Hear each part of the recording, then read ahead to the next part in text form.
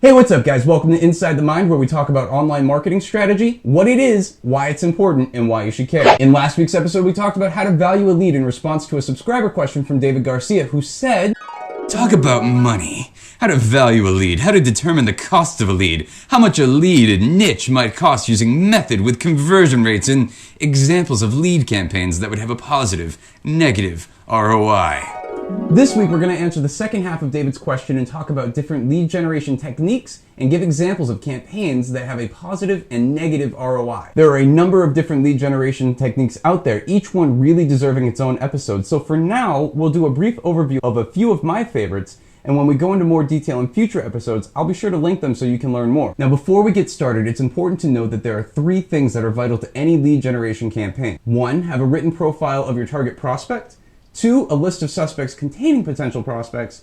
And three, a method of reaching your sales prospects. Fortunately for you, we've covered prospect profiling in episode 5, which you can find by going right there. Okay, so let's jump right in. One of my favorite lead generation techniques is guest blogging because it allows you to generate really great leads and raise your profile at the same time. Using the tactics we talked about in episode 8, I've been able to write guest posts for a handful of popular blogs that have resulted in pretty sizable deals. The only real downside to guest blogging as an exclusive lead generation source is that you have to spend a ton of time getting to know the blogger's audience, and it can take time to build the relationship with the blogger as well. But for the long term, these things are all really important. The time you spend learning the audience and building the relationships is totally worth it. So if you want to take a great course on how to write guest posts for A-list blogs, I highly recommend you take John Morrow's guest blogging course, which you can find the link by going right there. My next favorite lead generation technique is pay-per-click ads on Google. Now, the standard advice here is to target key phrases you think your target market will be searching for and send them to a landing page that addresses their concerns. And while that's very true, I want to take the standard advice a step further. My recommendation on top of that is to also target competitive product names or creators and make your offer specifically for the people who are searching for that product. Now, as tempting as it might be, you want to avoid doing things like this because everyone does it and it makes you look like a jerk. Not only that, but it puts people in the wrong mindset. Instead, say something like, love brand X, then you'll really love this. Does it get as many clicks as the other type of ad? No, but it also repels many of the hype seekers and bargain hunters and attracts way more qualified buyers. Do this with all the competing products and competitors, and now every time they launch, you can benefit from the buzz they create for themselves. Next, you'll see a lot of this, which are webinars, teleseminars, and other live events. Doing webinars is a really effective way to generate leads because basically you're able to demonstrate the solution to the problem rather than just sort of argue for it. And you do that in a live environment where you can answer Q&A and so forth. You want to keep your pacing fluid rather than just jump right into pitch.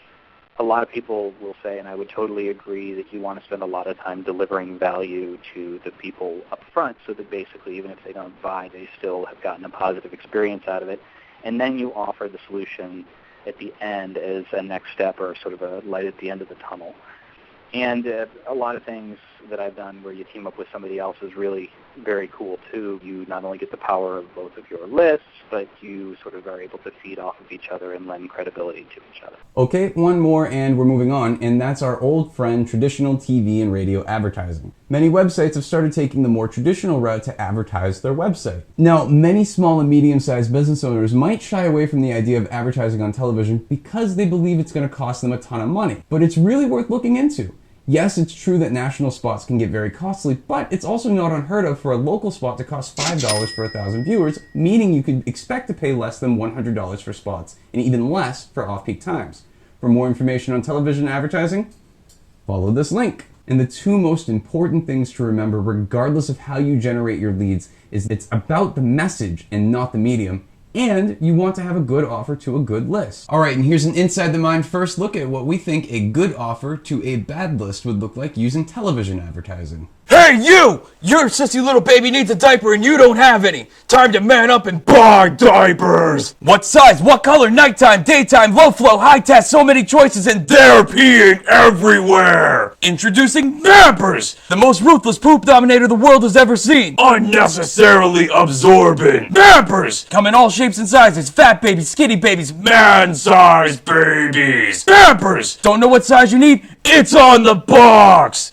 Actual size!